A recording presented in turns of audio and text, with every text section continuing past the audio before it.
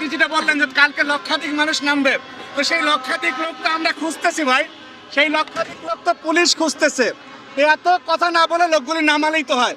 দায়িত্বের জায়গা থেকে জাতীয়তাবাদী ছাত্র দলের নেতাকর্মীরা আগামীকাল এই বিগত কয়েক ঘন্টা ধরে আমরা রাস্তায় রয়েছি এবং 23শে জুন অর্থাৎ আওয়ামী লীগের নিষিদ্ধ আওয়ামী লীগের প্রতিষ্ঠাবার্ষিকী উপলক্ষে যদি কেউ রাস্তায় নামতে চায় সেটি ছাত্রদল নিজেরা তো আসি, সাধারণ মানুষকে পাশে নিয়ে এই অপশক্তি ঢুকে দিবে এবং তাদের আম্বা আসবেও না, আর তারা যেটা প্রত্যাশা করে সেটা হবেও না। এবং যদি হাসিনা আসে, বাংলাদেশ আসবে হাসিনার বিচারের মাধ্যমে, অন্য কোনো প্রক্রিয়া বাংলাদেশ আসবে। যারা বাংলাদেশের মানুষের রক্তের হোলি খেলায় মেতে উঠেছিল তাদেরকে বাংলাদেশের মানুষ আরেকবার সুযোগ দিবে না। এবং পৃথিবীর ইতিহাসে কোনোদিনও যে একটি গণঅভ্যুত্থানে পরাজিত দল আবার ব্যাক করে রাজনীতিতে আসছে এবং ভালো করছে, এর দ্বিতীয় কোনো নজির পৃথিবীতে নাই।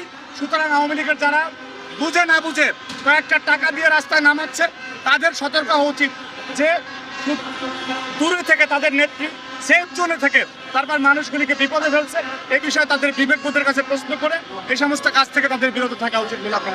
আমান ভাই, আমরা দেখছি সোশ্যাল মিডিয়ার মধ্যে তারা হুঙ্কার দিচ্ছে যে আগামীকালকে তাদের লক্ষাধিক মানুষ রাস্তায় নামবে। সেই আপনি যেটা বললেন যে কালকে লক্ষাধিক মানুষ নামবে, তো সেই লক্ষাধিক লোক তো আমরা খুঁজতেছি ভাই, সেই লক্ষাধিক লোক তো পুলিশ খুঁজতেছে। এত কথা না বলে লোকগুলি নামালেই তো হয়। যারা মানুষের প্রবল গণ অভ্যুত্থানে ক্ষমতায় থাকা অবস্থায় দেশ ছেড়ে পালিয়েছে তাদের বক্তব্য আমলে নিয়ে আমরা পথতে চাই না।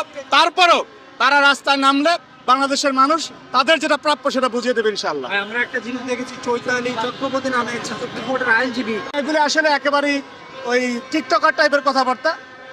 এইগুলি আমলে নিয়ে আমরা জাতীয়ভাবে কোনো কথা বলতে চাই না। আমার মনে হয় যে আওয়ামী লীগ বিচ্ছিন্নভাবে নিজে যেটা বলতে না পারে সেটা এরকম কোনো চৈতালি ভৈতালি এদেরকে দিয়ে বলে আর কি। আমার ভাই আর একটা বিষয় আমরা দেখলাম যে হান্নান মাসুদ সংসদের মধ্যে যেভাবে কথা বলেছে, একজন সংসদ সদস্য কি এভাবে কথা বলা উচিত কিনা, বা স্পিকার বলেছেন এটা শাহবাগ চত্বর নয়, কি বলবেন?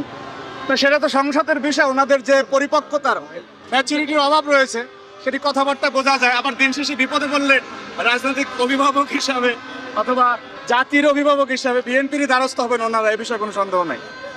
সর্বশেষ একটু বলবেন, ছাত্রলীগ যুবলীগের মিছিল প্রতিনিয়ত বড় হচ্ছে এবং তারা প্রতিনিয়ত মিছিল করছে, এই প্রচেষ্টা বা তাদের এই মিছিল প্রশাসন কি ঠেকাতে ব্যর্থ কিনা?